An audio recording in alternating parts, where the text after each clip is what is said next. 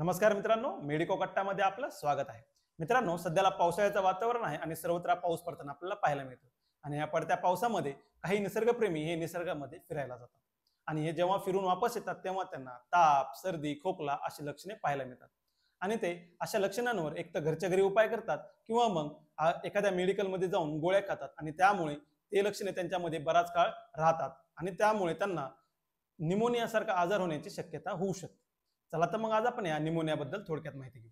Pneumonia म्हणजे आपल्या लंगचं infection. आपल्या शरीरामधील लंग्स म्हणजे फुफ्फुसाच्या अल्व्हिओलाच्या एअर सॅक्स मध्ये पस, फ्लुइड, म्युकस यांचं हे भरतं आणि त्यामुळे आपल्याला श्वास घ्यायला त्रास होतो. तर याची लक्षणे काय? तर याची लक्षणे म्हणजे आपल्याला ताप येते आणि तापेसोबत थंडी वाजते. आपल्याला श्वास घ्यायला त्रास होतो, सर्दी, तसेच आपल्याला आपले डोकं दुखणे, अंग दुखणे आणि आपल्याला खोकला येणे हे याचे प्रमुख लक्षण आहे.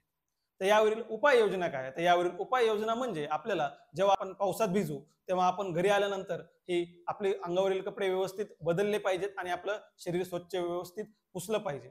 तसेच आपण एखाद्या ठिकाणी बाहेर फिरायला गेलो आणि जर वापस आल्यानंतर आपल्याला सर्दी, ताप, खोकला अशी लक्षणे पाहायला मिळाली तर आपण त्वरित आपल्या डॉक्टरांशी संपर्क साधला पाहिजे. मित्रांनो, माहिती आवडली असेल तर लाईक, शेअर आणि सबस्क्राईब करा. धन्यवाद.